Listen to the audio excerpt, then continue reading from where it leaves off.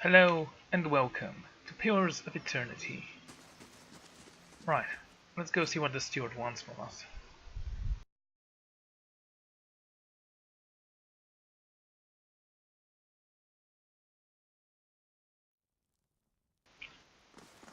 Okay.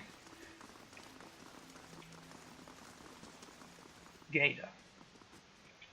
I'm Gaida. I'm a researcher in the field of animancy. I could use some assistance if you're willing to hear me out. Very well. I code my allies together.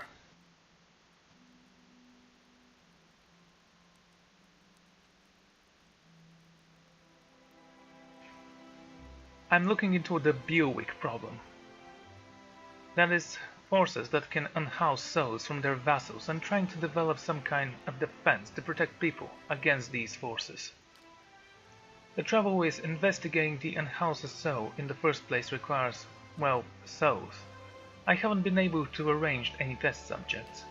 I need your help. We've lost so many people to the Beowulf already. Imagine if we could prevent such things from ever happening again. I'd like a moment. Oh, of course, don't mind me.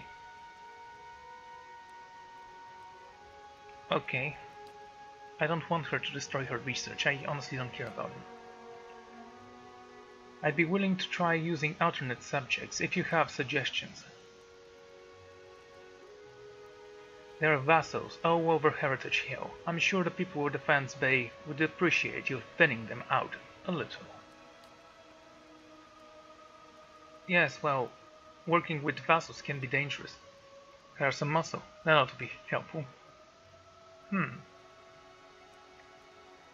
2,000 gold isn't that much. Go ahead. It certainly will. Thank you. I'll put the money to good use.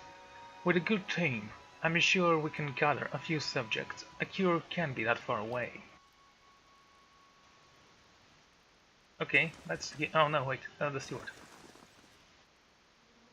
My lord, you've received a letter, delivered with some urgency as it happens. I thought the messenger might swoon, poor dear. It's from Stalwart. Apparently the mayor, Renengild, has heard of your success here at Cadnua and hopes you can be of aid to her people as well. And what was Renegade want?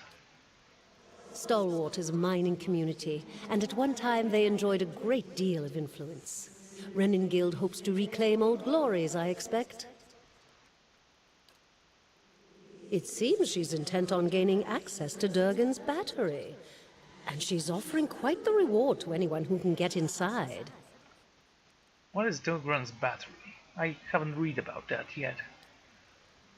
The dwarves of the battery fashioned Durgan steel, and with it they crafted the finest arms and armor the Deerwood has ever known.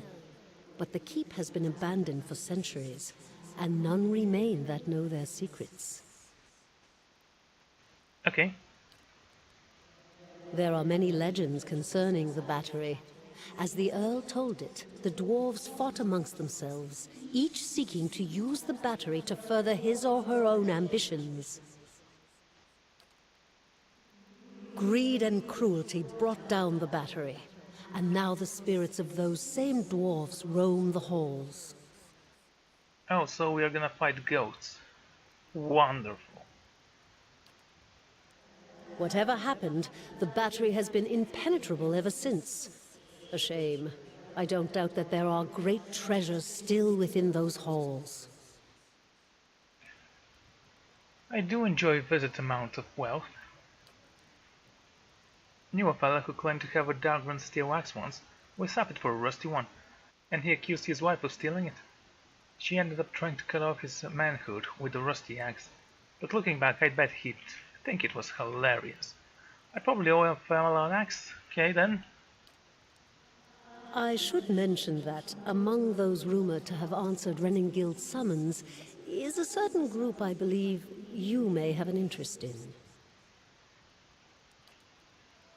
Followers of Woodica, intent on reaching Stalwart and the battery. I do not know what they seek there, but I thought it worth mentioning, given your interest in the ruins at Defiance Bay. Indeed. Now that I've delivered Reningild's message, there is also a local matter of some concern, my lord. I am listening. A mercenary band has been sighted to the northeast.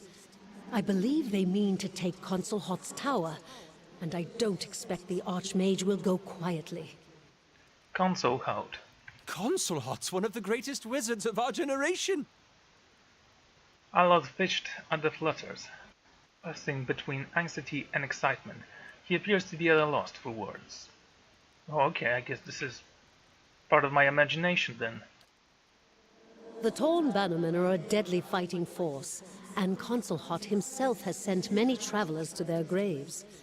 I would caution you to stay clear of the region if you do travel to the White March. It is not that I doubt your courage, my lord, but Consul Hot alone boasts power of a different scale altogether to those foes you have faced thus far.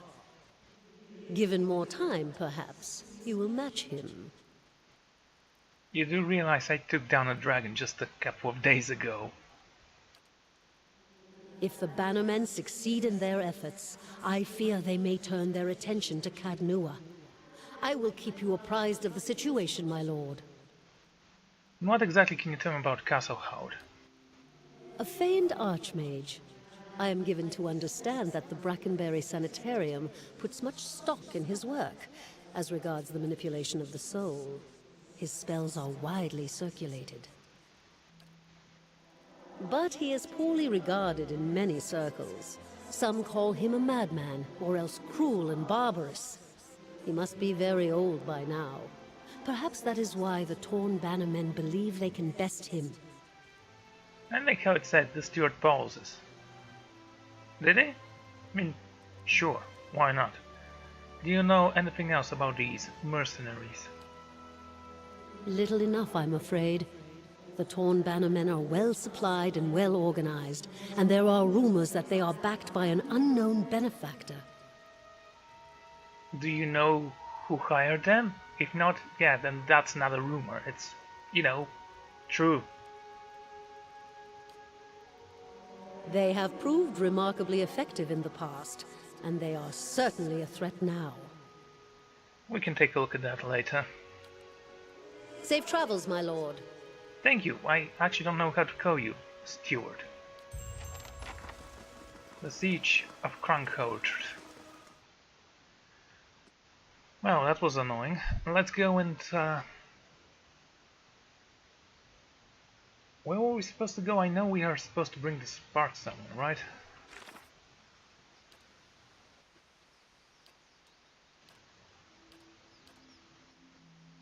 Correcting Borka prediction. Okay. Let's go.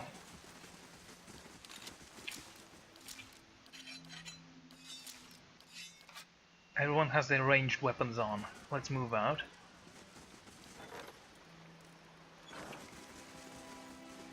So, how is my prestige right now? Upgrades, Hirelings, Odrin, Thorax, and Revolt. Can recall can if I wanted to. Yeah, that seems like a great idea. Let's go to Copperland, was it? No, the first time's right. The Ducal Palace, that's where we found this temple of person. Whatever.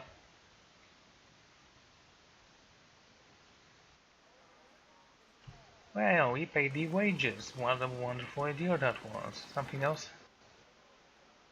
Someone left it. Okay, don't care.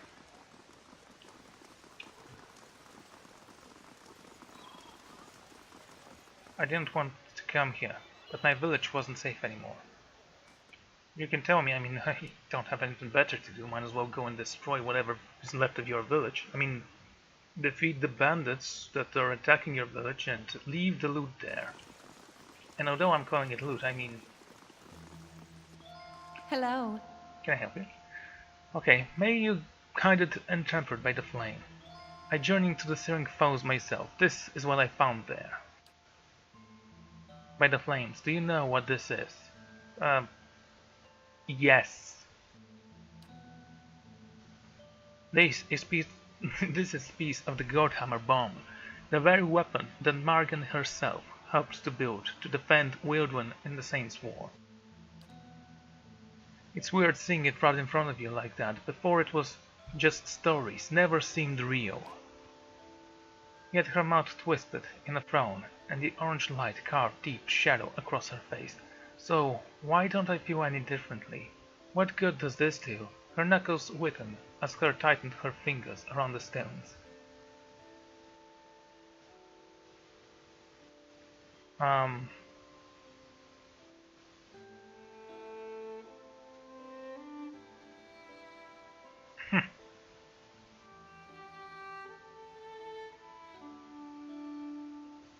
Margin is the goddess of trials, and yet you sent me to pursue these visions she gave you, and you proved to be faithless.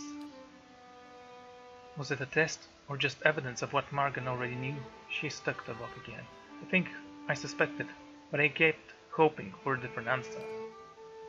This is a true burden of fate, not a goddess challenge, but her absence, her silence, or answer that reveals your own hollow conviction. It will take weeks still to appoint a suitable successor. In the meantime, I'll serve the people as best I can. Wait here a moment. She disappears and quickly returns with something in her hand. I'm no longer fit to wield this, but perhaps it can serve you. Besides, I do owe you some thanks for the service you performed. Cool. The Unforgiven. The origin of this item is point of contradiction amongst the followers of Eothas and Whitaker. Theosians claim that they are priests. Okay, do you know whose name I'm not seeing here?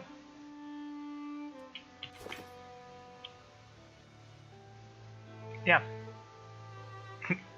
just saying.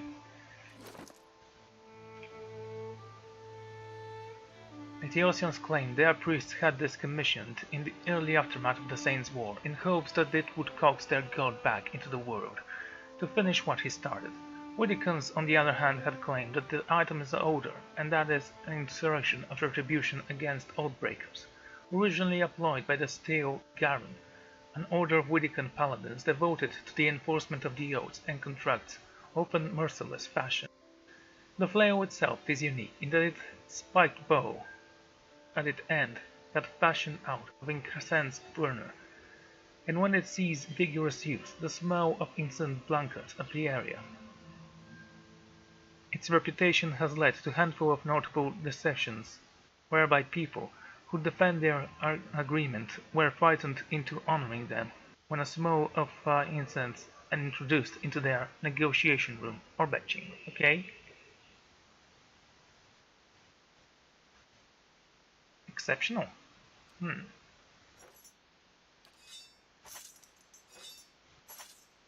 I'm keeping my saber.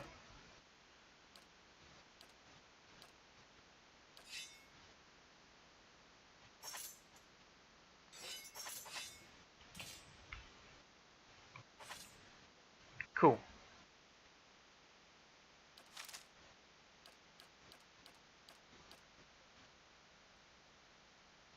Cool. Welcome.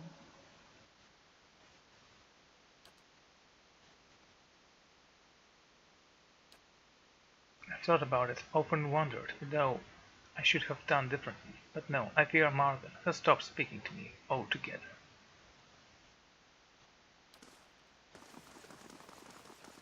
So how did you come to have this flail of Whitaker or Ethiotus? Is it when you killed one of these gods?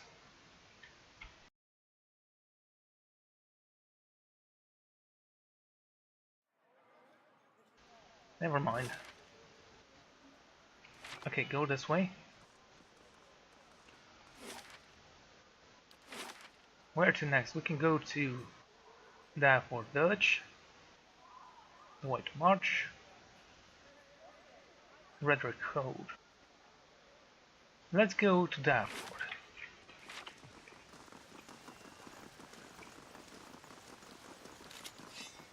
Then we might actually go somewhere else. Take us 12 hours. Sure.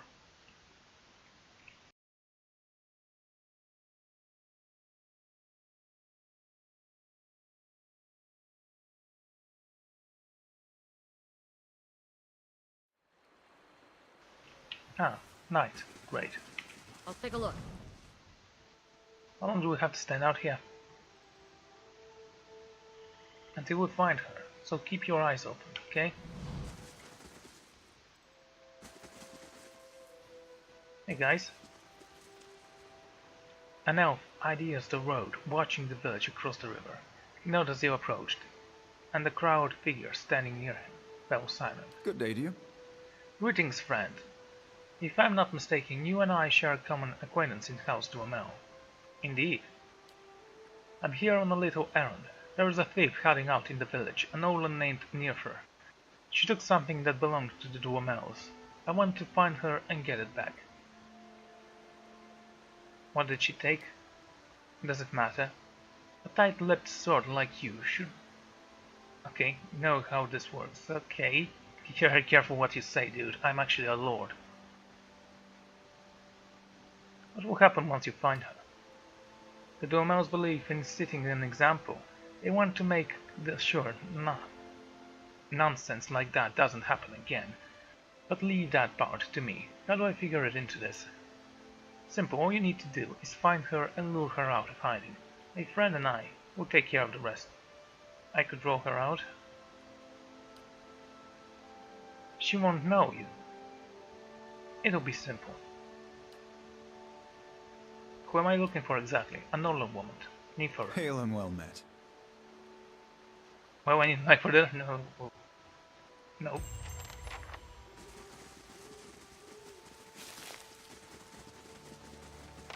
I'll see what I can find. Yeah, let's keep looking for secrets. How big is this village? It is quite big.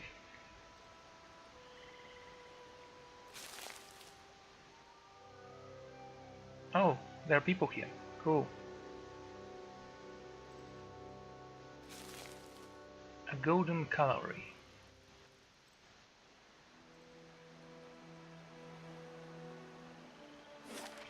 Okay, you don't lead to anywhere. That's nice. There are even more plants here. Well, let's hope I don't forget when I go there.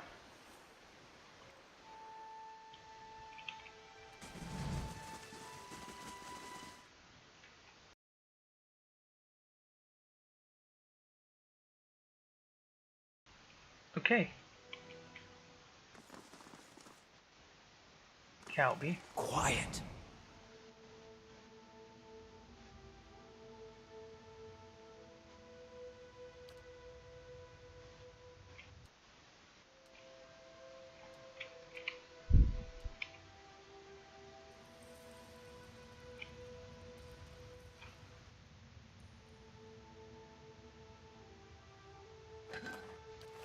Cool. Okay. Flames dance amidst the scattered offerings. Key coin and tiny skulls of birds and mice are mirrored in the mounted and hardened walks. Dr. Boromir. Out with you! I already told you what... I'm sorry. I thought you were one of those ruffians. Looks like someone's beaten them up. How may I help you? What happened to you? I never saw their faces. Strange hooded men asking about those ruins. Cleoban Relag. Most of the brigands who come through here asking about the ruins are looking for a few ancient trinkets. But these people knew the name, and they were in a hurry. They wanted to know where Cleoban Relag was. I tried to keep it from them, but I couldn't hold out forever. I don't know what they were up to, but it can't be good. That does sound like the Linden Key, doesn't it? Is there something else I can help you with? Can you tell me where to find these ruins? The Glanfathan tribe that guards the ruins will kill anyone who trespasses there. And they'll retaliate against us too, if history is any indication. We've had too many fortune seekers stir up trouble of late. If I'm to tell you, I'll need to know your reason for wanting to go. He folded his arms and stared at you with one eye and skull. So this is where I say, go into the ruins and I'll kill you. That's when you say, Heravis, I'm a watcher, and you're no match for all of us. And we've got a good reason for this. And then I give you trying to argue with you and leave you to dig your own repressed grave. And I'm only being half metaphoric here. We sometimes make Dawoodians dig your own graves before we kill you. When the kids hear about it, it's a fabulous deterrent.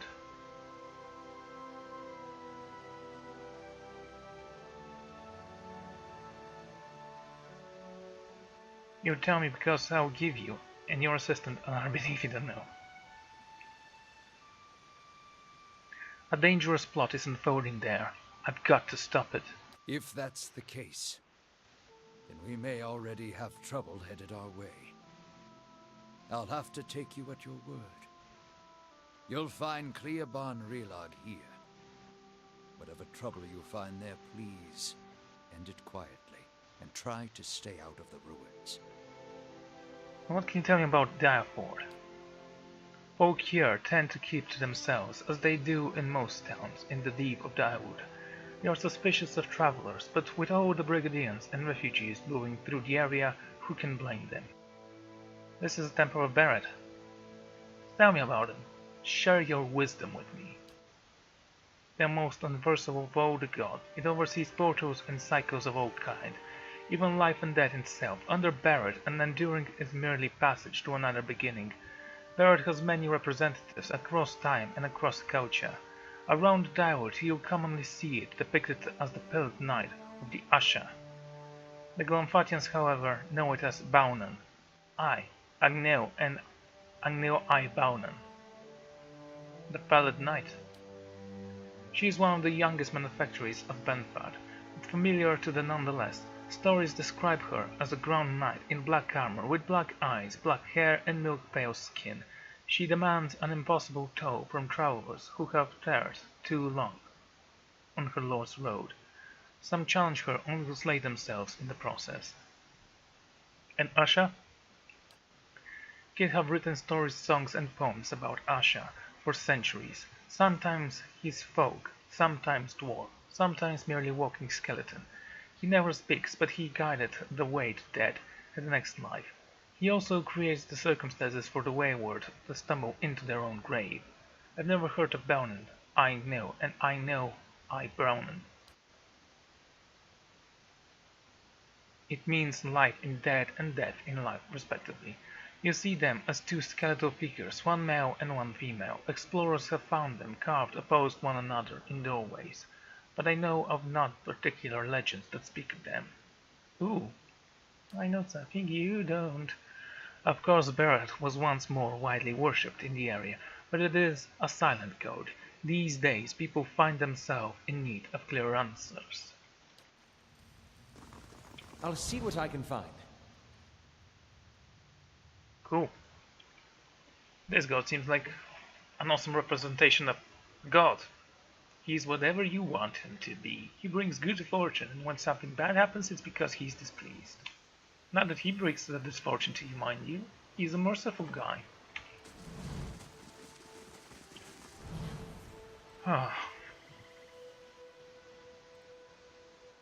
A word traveler, I require a moment.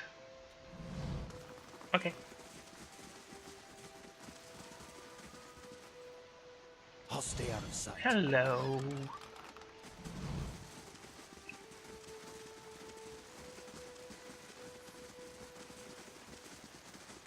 I'm on the trail. Behold, Lord Nestor Harold needs your aid. Okay, good. Is there one of those blazing village death stomp? I shall be discreet. Damn Gawain for monsters like that. And damn the rest of the gods too. Well, I see that you have a great day. Gawain's stubborn beast, blazing bloody faggy. Try his damn salty wench and her soggy. Oh, you sound like pleasantly surprised by something. What's wrong? That monster stole my pigs, traipsed into the village, tore down my pen, and made off with the whole damn herd. Just left a few little runs. What am I supposed to do with them? At least you're still in one piece, that's something to be thankful for. But the pigs are my livestock. What am I supposed to do now? I bites his lip and closes his eyes, his nostrils flare with each quick, angry breath. Well, it's always telling me to mind my temper. Just breathe deep and count to 10. He decided. Oh, you can count? Then you shouldn't use the word few when there are only 3. An ogre moved into the area not long ago. Ooh, an ogre? Cool. We have never killed those things before, have we? Moved into the area not long ago. Folks have been seeing glimpses and traces out in the wood that seem to be staying away from town. Or so we all thought, until it made off with my pigs. Now everyone's afraid it's going to develop a taste for kith, if it hasn't already.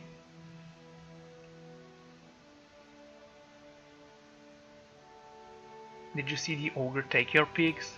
What else would it be destroy my pen and made off with my heart?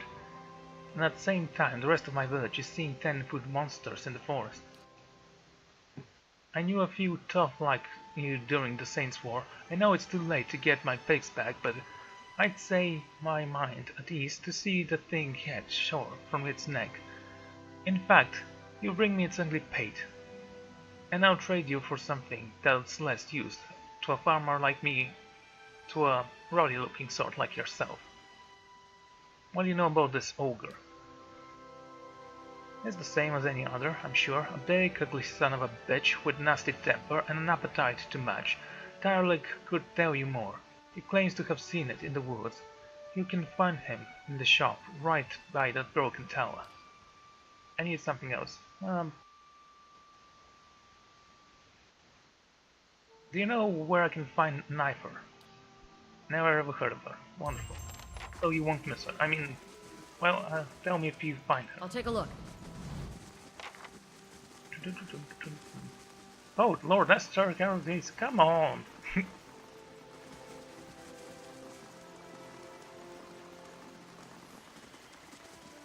Fine, let's talk to the idiot. Greetings. You recently come to the airport, I take it? Yeah, sure. I don't suppose you saw a young elven noblewoman on the road. I'm stuck with wretched place with the rest of my unit until we find her. Who is she? Lady Alice. She's the daughter of Lord Nestor Harrod, and she's gone missing. Perhaps you could go speak with Lord Harrod at the inn. Oh, because he's a lord, he always hides in the inn. He'll be great for assistance, and he'd come to the village. Will open up to you more than any of us. Sure. Okay, we've been here. Graving Mother.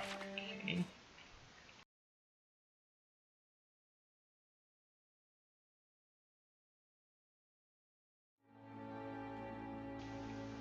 We discovered a mill. Slow and silent.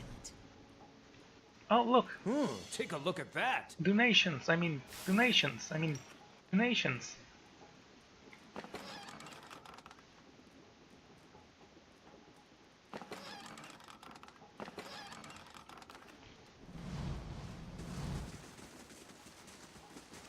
I'm on the trail. This mill slowly grins away at the top of the grin, okay?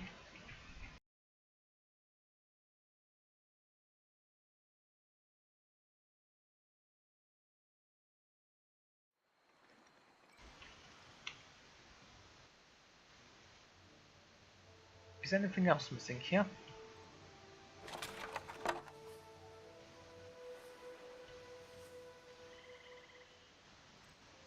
Household guard.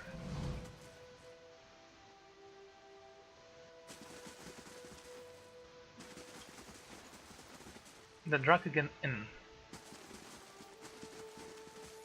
Can you smell the oily notes of brain fat in the air? Cured leather always makes me so hungry. Aren't you, always hungry?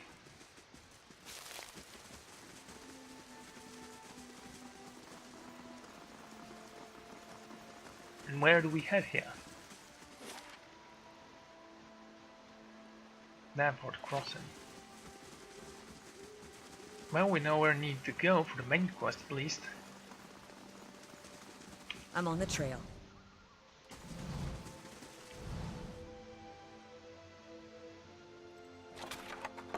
What is this? Outer Antelope Horn.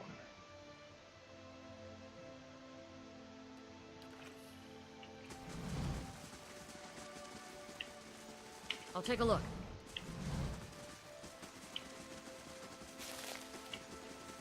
Okay, let's go inside.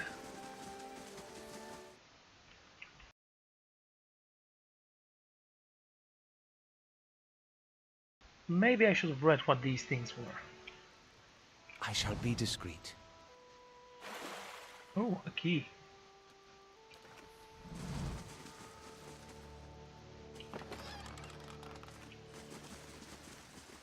Laying low.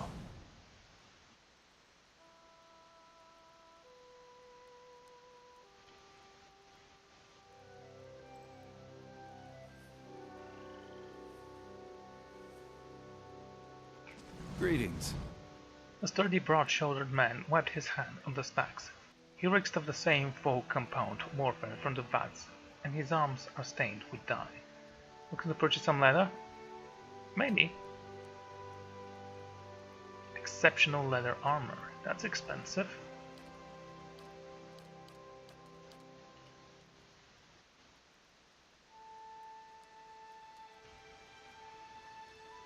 This belt gives you one endurance for 3 seconds. Really? These belts have been crafted from the mossy hide of the forest troll, with entering... Oh wait! For 3 seconds. In Inuit vines and leaves, finding the solid resistant piece of clothing, any damage done to the belt tends to be obscured by new growth from the moss and the small plant, which grow upon the belt retain some life, though the resulting effect somewhat like wearing a herb garden around one's waist. The piece of hide holds some of the troll's power, granting the wearer the creature's ability to recover from wounds. Do we need belts for anyone? And we don't have boots for everyone, and we've been traveling for so long.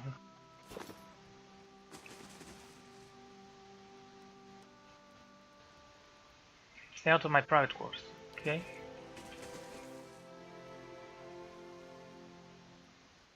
Rumblant mentioned something about an ogre. He's hardly talking about anything else since the pigs and his went missing. The whole town's been worried about the monster, before starting to see sheriff in their windows at night, hearing glow and snarling in their maze. It would put a lot of mine at ease if someone got rid of it. I sometimes venture into the wilderness, collecting ingredients from the dyes, mind you. I've seen tracks cast here and near the river. That couldn't have been anything else. What's in the collapsed tower? It's collapsed. Nothing. A few hides of threshing rags and fouled stench fragments always grumbling about. The rest escapes dust, just like the fool, Lady Town, who tried to hold it. There is a bard in the inn who'll tell you the whole blinding story if you want to hear it.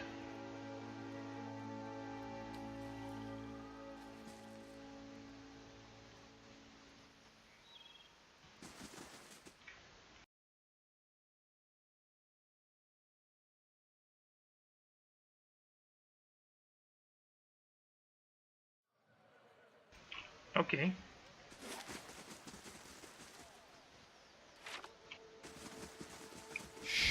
Potions for sale. Oh.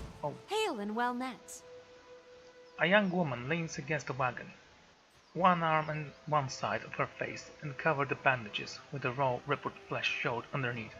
A minty stag scent wafted from the dressing. She smiled faintly. Just venturing into the town? About dry on some of the stocks, but you're welcome to have a look, eh? Why are your stocks so limited? It's a damn road. Can't reach none of my suppliers, so I'm stuck in whatever I can scourge up in the woods. Backup, river reed, and the like. That's well and good, but most potion requires something stronger too. Crow's skin, vassal bone, what have you. And then there is the really rare ingredient things you'd never be able to afford, let alone find on your own. Come on, spit it out. I've been keeping an eye out on a drake's nest east of town of Direfell's Crossing. The beast stayed just long enough to lay crunches have moved on. Thanks to Sky Mother, it wasn't full-grown dragon. Fresh eggs are much more useful than the ones that get passed between merchants or left in the nests for weeks or two, and the crunch looks to be at its peak, though I'd see about getting an egg, but I didn't realize so many of them had already hatched, or that young women were terrorized. Okay, territorial. I can get those eggs for you. I enjoy killing dragons, it's kind of like my hobby. She kept her gaze steady, but I saw hope kindling in her eyes and twitching at the corner of her mouth. I sure hope you're not leading me onto it. I don't think I could stand getting burned again. If you really mean to go after it, I'd sincerely pay you. Just remember, big as they are, dragon eggs are fragile. And there's a lot of more I can do with a whole one. Gods keep you. Anything else I can do for you? I've got some handy ointments if you're weathering on the road soon.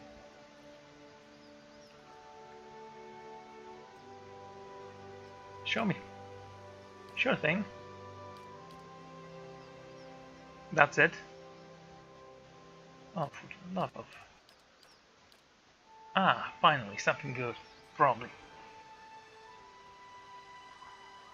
You know, we actually have a lot of those things. We need to craft some potions. I really hope that...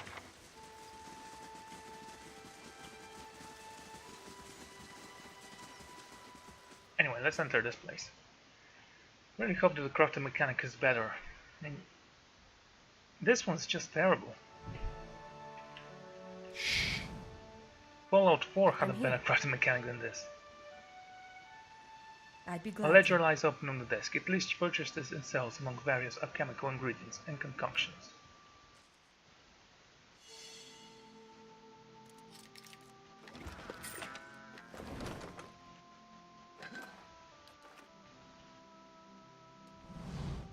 Oh, since you're in the house, might as well read your story, right? That's a long story.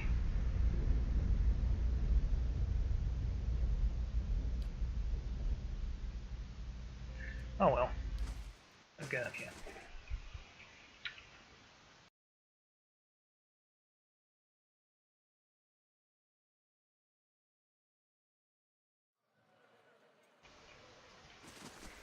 There he is, Yliel Mother. This middle-aged peasant woman is dressed in brown leather cloth, dropped down on her knees. Her hands are working at separate things, colorless vegetables. In a pail before her, stripping her hands off the long fibrous stem with painting knife. She discarded the stems one by one, placing the heads of the vegetables in a small cattle-like basket in front of her. She doesn't greet you as I approach. I am not sure that she even knows I'm here.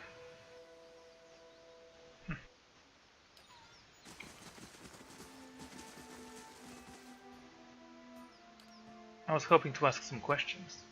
The woman doesn't respond. She keeps stripping the head from the vegetables with a steady rhythm. She may be deaf. There is no indication she heard you.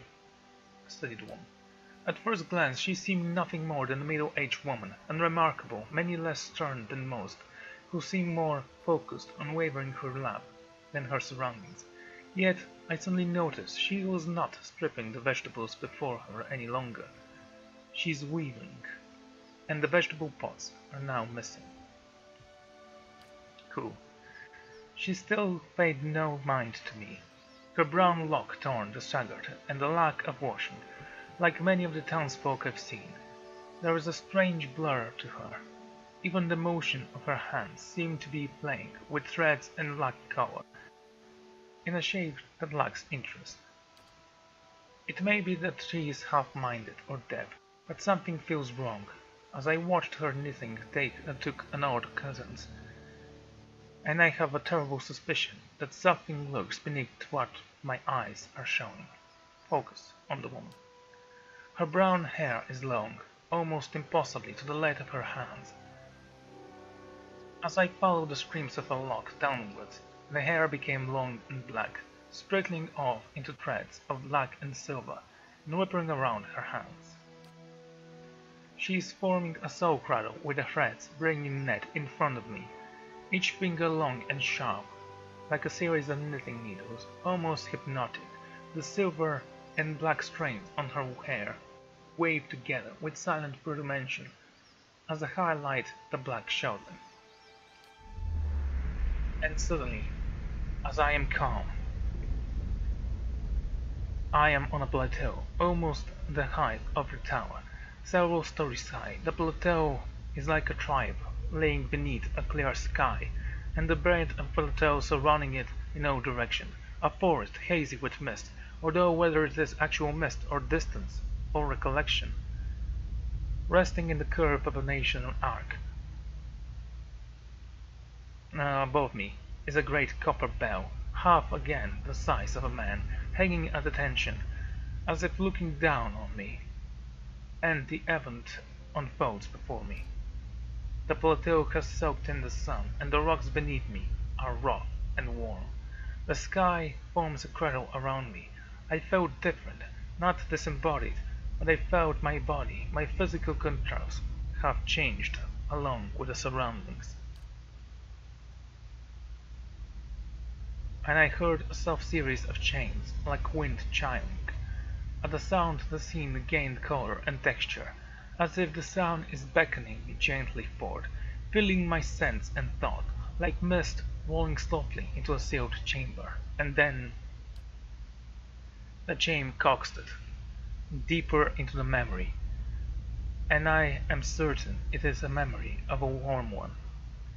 I am on the stone of the plateau, my knees on the warm texture of the ground, silver, white, shimmering like Adra. The plateau is formed of it, glimpsing into the sun. I could feel the heat on my skin, my wrists and my hands. My hands are in motion, wavering not thread, but gathering, tendering, moving, along the first movements of Barrett's will. My hands are wet. My hands are upon the flesh of a newborn child, and I could feel the crowing of a tiny head turning its grip, its head slick, wet from the womb. The hands I am wearing in habit have done this many times, and they are practiced and confident. I could feel distant pain in my own head, as the head emerges from a stream of fluid from the womb, helping the newborn slide forward, and the woman laboring, breathing, crying out. Focus on the child. As your hands move, you hear sounds of chain, clear cutting through the haze of memory. I could not see where they are coming from, but they were close, and they were meant as a comfort. Of that I am certain. And coaxed by my hands, every movement causing the chains to sound again. Almost eagerly the child comes forward. As it does, my hands are in motion, wavering, moving along the lead of soft-wet robe. No, an umbilical cord from the legs and the naked woman before me. I am holding a small child, still wet from the womb. The child cried out, its cry filled with life, full of soul and ringing of chains, echoing in the thoughts, filling it with a welcome. The soul is blurred at the edges, as if I am viewing the soul from within a soul. But it is there, it is alive. The woman before me is weeping, and at her first cry, her hands reach out for it. I surrendered the child to her, something I have done so many times before, and as my hands moved, the chains echoed the movement, and I realized the chains are hanging from cords on all the wrists, and where once they echoed in the memory, they are now echoing in the child's mind as well. The chains are intended to welcome the child, to be the first gentle greeting into the world, a smooth sound guided by the tender motion of my wrists. I am helping to the way thought, in its perception, and the experience. The experience. The woman laughed with rapt joy, laughing from parched throat. Her emotions seemed smothered, but the physical demand of labor had left her exhausted. But the child was here. The child was safe, and overtop the plateau was a peaceful calm, distant fluttering out at the memory persists. And I retreated from the memory. With an effort the scene bleeded of color, and my mind became mine again. There was no pool to anchor, yet the sound of the chimes remained. As they extended in the memory, they sounded here as well, and they were hanging from woven braids on the wrists of the woman before me. When, as my head is spinning from the torch of her mind, the sound of the chimes of her wrist sharp and clear, as if coaxing me back to the real world. The woman still sat before me, but she was nothing like what I first saw. She was wearing black shadowed grammars and the draped over front of a streamer. Her hair was thick of black and run through her silver. Her age is almost impossible to tell. She simply feels old, like a crucible watchtower. As she lifted her head to face me, I saw that her hair is draped across the front of her face like a veil.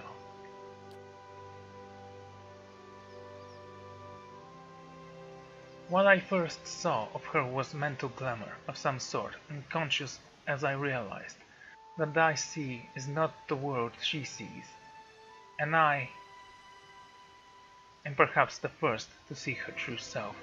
Still, I didn't sense the threat in the reservation. If anything, I felt a sense of relief from the figure.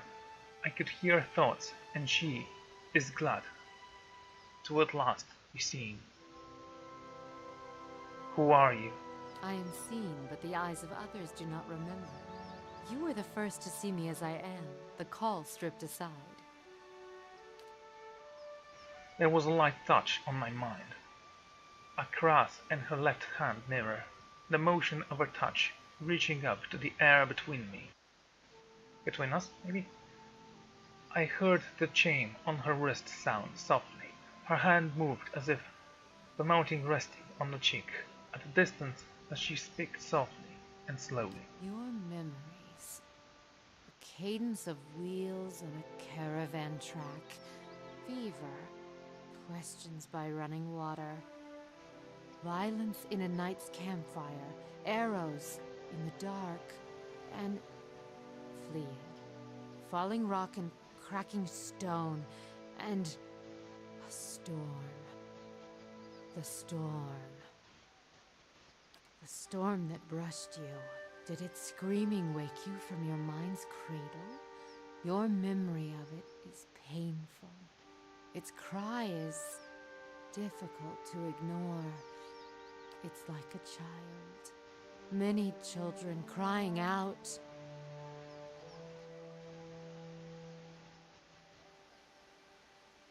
Be cautious of what you read in my mind without my leave. Her hand withdrew shyly. The chimes sounded softly once again. The woman stood, uncertain, as if she had been sitting for some time, or is too weak to bear her own weight. I noticed her cheekbones are tight, her face gaunt, yet while her stance is weak, and she seemed determined to stand before me. You are able to see me. It was almost a question. I suddenly realized she doesn't seem to know what I saw when I looked into her. The image on the plateau, yet the image was so clear, so sharp. I was surprised she didn't feel anything at all. To see me is a rare gift. A watcher's gift.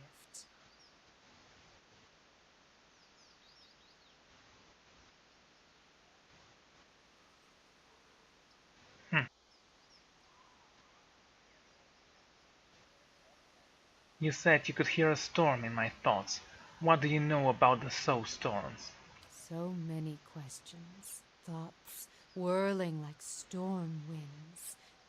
That storm still roars through you, deep beneath your thoughts, yet muted and secret, like an underground river.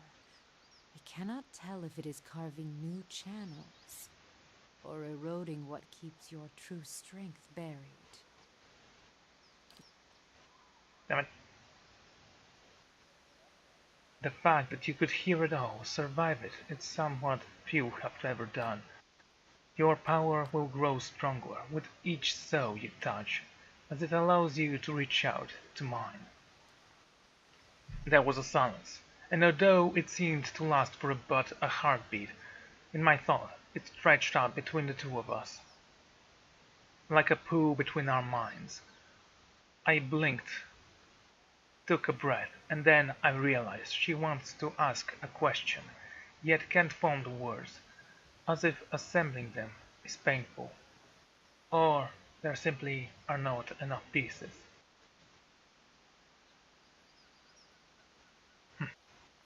I must take my leave.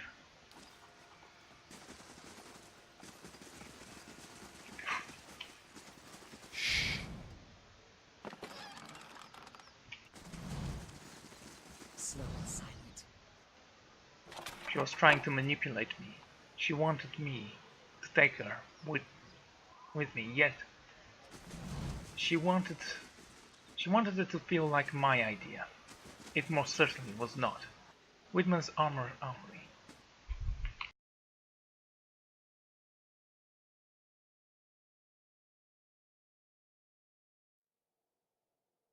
I've always been more fan of an armor than a weapon. Let's see what you have to say, mate.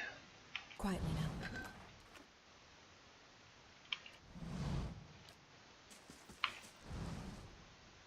Yes? Hey, how do you do?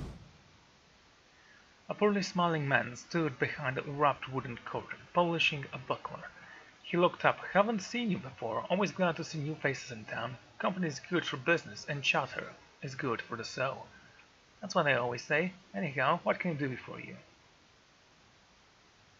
What's been going on in the airport? Oh, we are quite a little town. Not much happens here, especially not since the legacy hit. People realized that they couldn't have babies and just stopped trying altogether. And that takes a lot of the excitement out here, day to day, if you can believe it. So you don't have anything that can prevent pregnancy. Cool. Show me what you have here. Oh, you have quite a lot of weapons. Ooh, that looks nice. Anglo Gapson. It's the same as the other Gapson, except it has something here and here. Zealous Aura. I don't know what that means. It can be used by paladins only.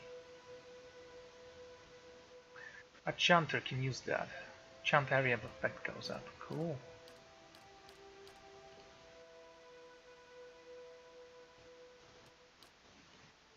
Tall grass, that's a pike. Sent rumbled.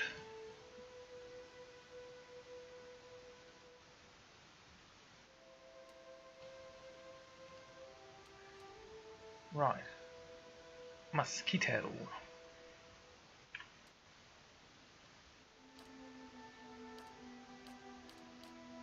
I was hoping you'd have some amulets or boots that I can use. Okay, let's start with Mosquito. This finely crafted but unassuming rapier was created by the Horde and Humric Forest in Kitewood. Its first owner was a minor nobleman known as Adwin Gunfman, known in social circle for his obscurance manner and annoying habit of lingering too long where he was not wanted. Adwin had little use for the blade in the court he frequented. When Adwin died an intolerable death, the blade passed to a young niece, Candid Gumpeth. She found that the weapon had characteristics of her uncle, good at interpreting the inappropriate times, interrupting at inopportune times, draining the life out of someone it comes in contact with. and a genuinely annoying presence. It was Candide who gave the rapier the nickname the Mosquito, and used it regularly in court duels.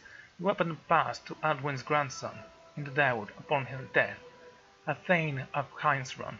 He was lost during the Glamfathian raid. Mosquito was lost with him. As he had no descendants, and none of the Glamfathians of Adyr have made a claim to the rapier, it has circulated amongst anonymous Glamfathians and Dawoodians ever since. Strong interception.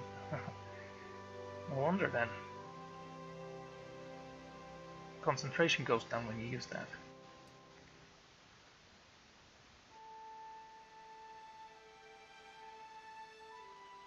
Ritazi's Thorn. The sight of Ritazi on the battlefield was something no combatant ever forgot. Stocky and short, even by Orlan standard, Rosati insisted on using a spear in lieu of any other weapon offered to him. To the frequent shock of the comrades, Rosati proved an unstoppable force on the battlefield. No matter how overwhelming the odds, Rosati could take down the opponents with almost comical ease, leaping great heights to bring his spear down upon his foes with crushing force. Whenever it seemed Rosati might at last meet his end, the fearless Orlo would find a second win and fight with a renewed conviction. So this gives you a second chance, does it? Accuracy, fine. Accuracy goes up when endurance is below 50%. While endurance is below 50%, damage goes up as well.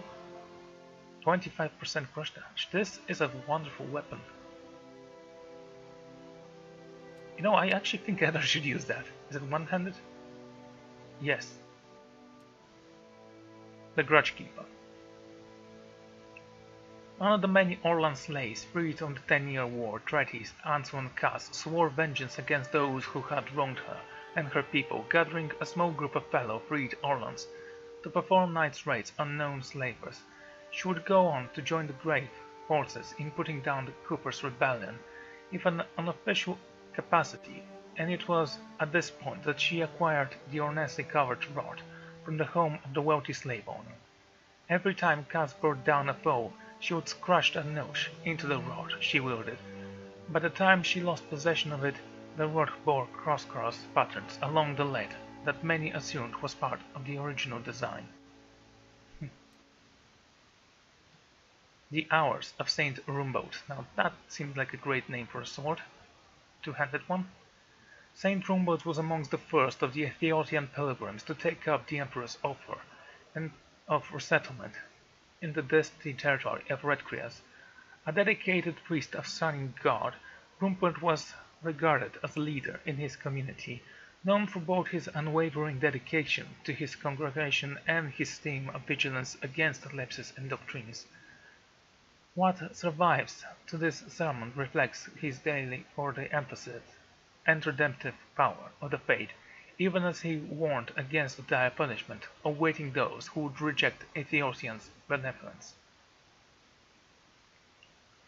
The colonization effort brought Ethiopian settlers into direct conflict with the native Orlan population, and Rumbold was amongst those created with routing several burial attacks upon the settlement.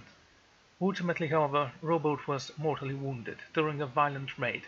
Witnesses claimed that upon the moment of his death, Rumbold's body was suffused by the overwhelming burst of light, knocking the remaining Orlan warriors flat, else scattered them back into the forest.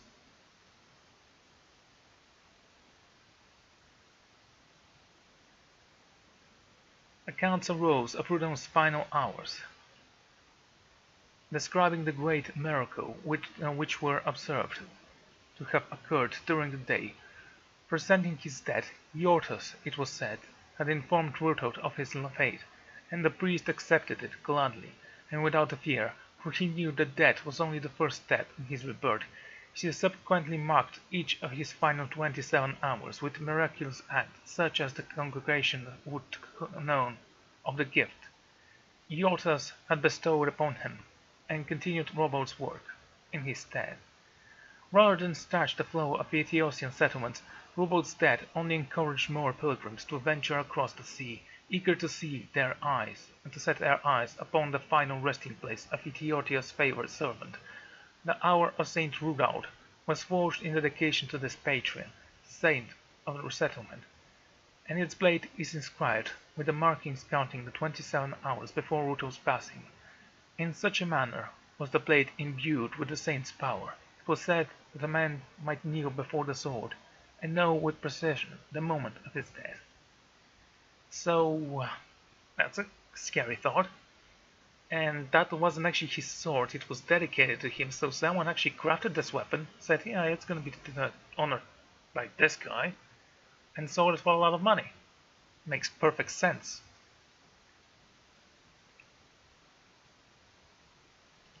Don't even know who commissioned that sword. A group of Adrian pikemen were so disciplined in the battle that they guaranteed the attention of the fair king himself. He made them members of his personal retinue and ordered the special weapons fashioned for them. They marched at the head of this procession, their movements perfectly synchronized, and their pikes swayed like blades of grass in the wind. The pikemen became public favorite during the royal festivals and parades, and both they and their weapons earned the nickname Tall Grass. So this is one legendary weapon. It's better than this one, I guess. I mean, at least we know it belonged to someone who knew how to use it. Piercing damage, weapon reach, exceptional weapon. Crits can inflict prone. This is a great weapon. It's two-handed though, so we were not going to use that. Anigos Gabson. The renowned valiant acrobat Agamemnon wore this garment while performing jaw-dropping feats and seemed to defy the laws of nature and the standards of good sense. He would leap and tumble across wires suspended high above the ground, and while there was no evidence that his Gabson actually reduced his intelligence, his concern for safety lessened as his fame and skill grew. This raises his athletic damage resistance, but it does not penalize your intelligence, so this actually is a good armor.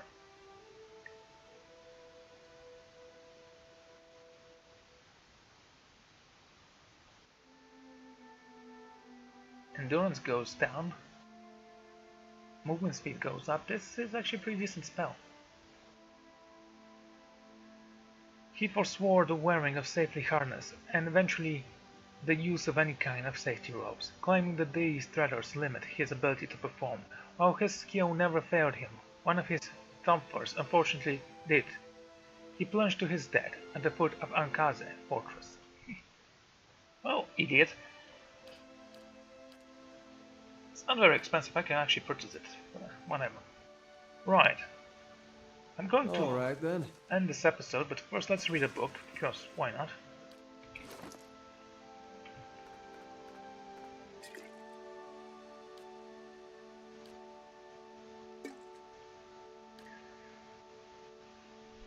This gives you maximum endurance, 45, not a lot.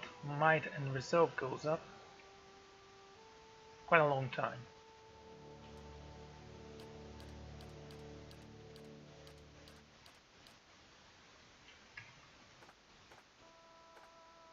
Righty.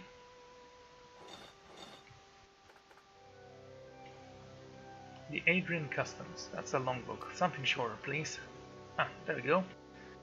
The Psalm of Wedica. Oh, great. A prayer. Ye exiles, ye broken, fear not the vengeance of the buried queen. She watches from her throne, ever vigilant. She hears the oath thou dost, speaks at her altar. She hears out thou dost speak thine home. She hears out thou dost speak thy dark. For ye who would keep my word, thou shalt escape the justice of her gaze. Beware ye liars, ye unfaithful, beware ye with the 100 heart. Beware, for the eye of Wedica will not be blinded. She hears and sunders oath, she is not fooled by the winged path. She attended the broken promise, she sees the deceiver. There is no shadow too dark, Her gaze will find thee, her justice will not be restrained. The fires of justice will never be quenched, and throne will check and will crack. The laws will burn, but the queen that was, always will be. Speak not the untruth, the tongue will be bound. Remember thy place, remember thine oath, remember thy queen. With propaganda, what can I say?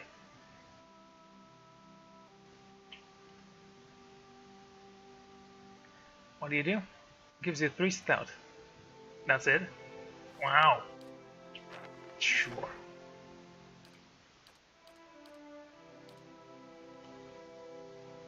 Do we have any Coot Scrolls? Do you know, something that can instantly kill the target? Mental Charm and Domination.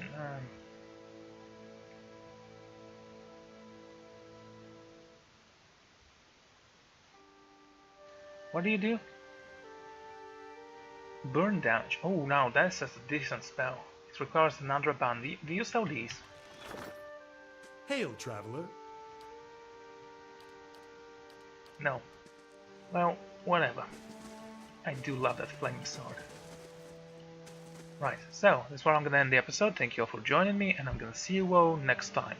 Goodbye.